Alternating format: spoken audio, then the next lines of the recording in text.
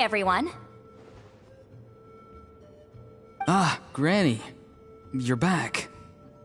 So, no good news for me then? You saw right through me. The Traveler collected a lot of spirits, and I checked all of them one by one. None of them matches Leela's description. I figured. It was written all over your face. It's alright. I didn't exactly have high hopes for the needle in a haystack approach anyway. Leela's condition is still stable, but we're not really getting anywhere. Well, luckily, I made some progress on my end. Leela's parents told me that he made a new friend recently, and apparently he's been out of the house for days at a time. On one occasion, they secretly followed him and saw him and his friend tinkering around with something at a camp. Yeah, some guy who goes by the name Kokuchu, dressed in what looked like Inazuman attire. Is this really all I'll need, Mr. Kokuchu?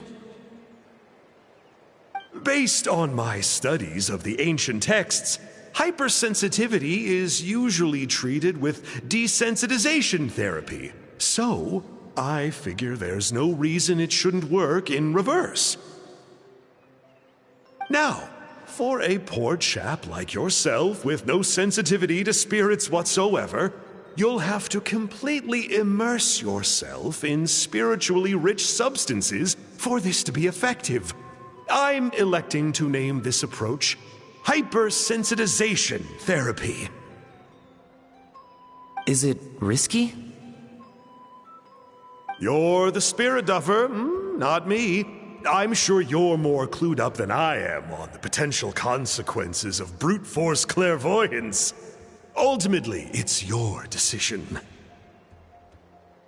All right, but I do have one last question. What's in this for you?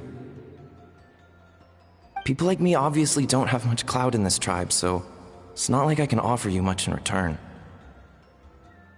You think I'm looking for a reward? Oh, my good sir, take a look at my face. Isn't the answer written here clear as day? What? What's written there? Just a friendly guy who's happy to help. What? So some random guy from Inazuma just felt like helping Leela cure his spirit deafness? Hypersensitization therapy, huh? What a novel idea. Could that really work? Not on Leela by the looks of things. It's anything but novel. Our tribe used to offer it as a treatment once upon a time. But it was so fraught with risks and had such an abysmal success rate that it was eventually outlawed. As for this Kokuchu fellow, I'm sure he has his own agenda. He conveniently disappeared right after Leela got into this mess. Leela's parents gave me the address of the camp, so I went and checked it out. There were clear traces of spiritual energy. And also, look what I found. What's this? A broken shard, probably from a weapon or some sort of ceremonial implement. You feel that? It might look old, but it has extremely strong traces of spiritual energy. Leela must have used this as his medium. It would definitely explain how a spirit duffer like him was able to trigger a clairvoyant experience. Wait, there's something else. It feels so familiar. I think this is somehow connected to my ancient name. Connected how? Is it like a shard of an ancient name? No, more like... I think this item might have belonged to a previous bearer of my ancient name.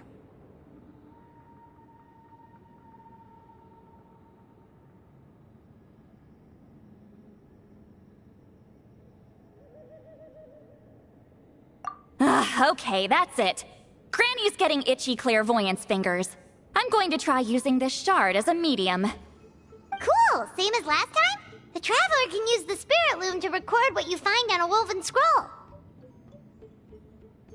Nope. Auroron can do the recording this time. Why? It's a safety measure. You have a better understanding of the spirit domain than the Traveler. If this really is a Sanhaj relic, you'll be better placed to deal with the fallout in the event that something goes wrong. Ah, see, Paimon? Told you Granny has a soft spot for the Traveler. Look at her not wanting to put him in danger. Meanwhile, I'm just a grandkid, so I'm expendable.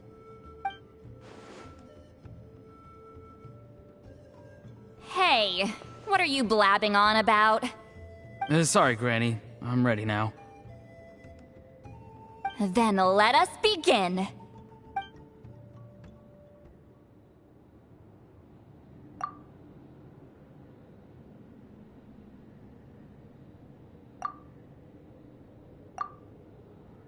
Alright, what's on the scroll this time?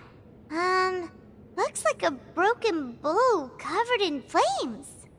Hey, don't you think one of the pieces looks just like this shard? You're right! It seems to be from the body of the bow. I saw a bow just like this in one of Granny's scrolls. Yes, it's the weapon Sanhaj used in the Battle of the Mare Javari. I guess that proves it. This shard is a bona fide Sanhaj relic. Good old Sanhaj. The relic's spiritual energy was fluctuating very strongly, but I wasn't in any danger at all. The Traveler probably would have been fine as well. Now that's a true hero, huh? Generations later and the stuff he used to own is helping to treat spirit duffers. I still think there's more to this story, though. Kokochu must have had his own motives beyond just treating Leela's condition. Well, okay, we saw the full bow just now, right? Maybe he wanted to see it too, so he could track down the other pieces. I don't know if he'd have anything to gain by doing that. Even if they're Sanhaj relics, I still doubt he'd have much use for a broken bow. Also, why use a spirit duffer in that case? You're basically setting yourself up for failure. Huh? Layla's body is responding! Let me take a look. I can sense a spirit being drawn to the relic. Looks like Granny's plan is working. Leela's spirit is being drawn to the bait. In that case, let me try again. This time using both Leela's body and the shard as mediums. You can do it, Granny. I'm ready to go too. You got the itch too, huh? Plus, Aurora went last time. It's only fair to take it in turns. Fine by me. We know it's safe now, so you shouldn't have any problems.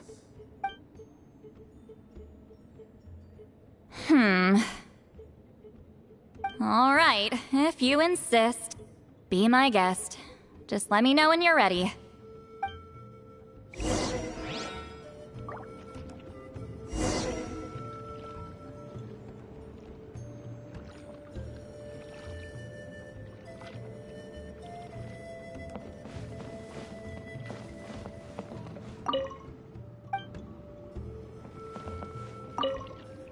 Don't worry. I'm quite sure the shard is safe. There shouldn't be any danger.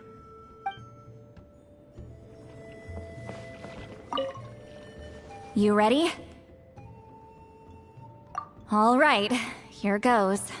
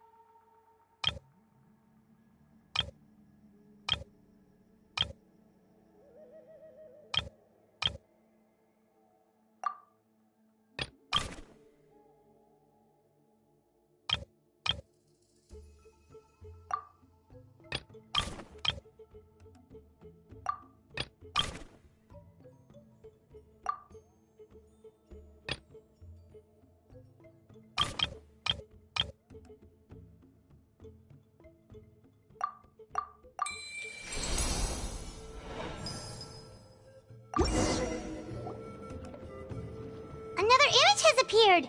This one is a map. A map? Of where?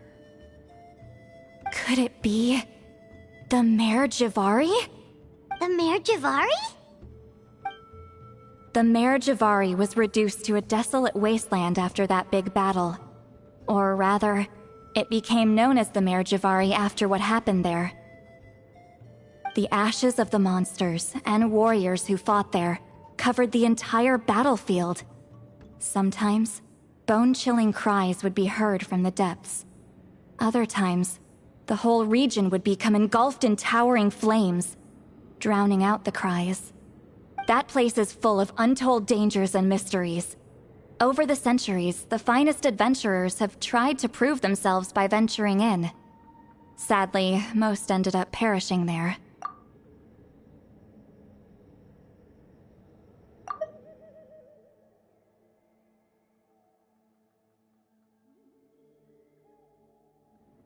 That lasted up until around 20 or 30 years ago, when strange things started happening.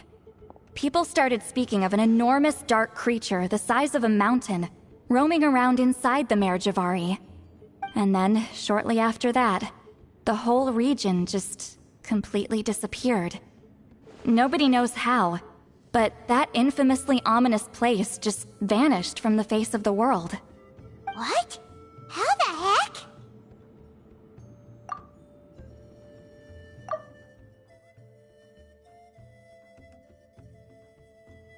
I know, right? Anyway, if I'm not mistaken, the place indicated on this map is where it used to be before it disappeared. At the westernmost part of Natlan. It's a very remote location, far away from any of the tribes. There never used to be a settlement there, but there's more people since the Mare Javari disappeared. Anyway, that's just what I've heard. I've never been there myself. This is what age does to you. The older you get, the less adventurous you become. That's just an excuse. Granny's too lazy to take a trip that far away. Hold on a second. There's a spirit approaching the shard and the woven scroll. Oh, Leela's body is responding again! Quite a strong reaction this time. Does this mean what he was really seeking was the Mare Javari's location? I sense it too. There's a soul nearby. Almost a complete one. This is creeping Paimon out! Seems like the plan is working. So, can we just wake him up now? Not today. You might think bringing a spirit back into its body is like pouring water from one bottle into another, but it's far more complicated than that. I need to borrow a ceremonial sword and make some other preparations. It'll take me about 2 days. But don't worry, now that his spirit's returned, there's just one step left. Let's meet up again in 2 days.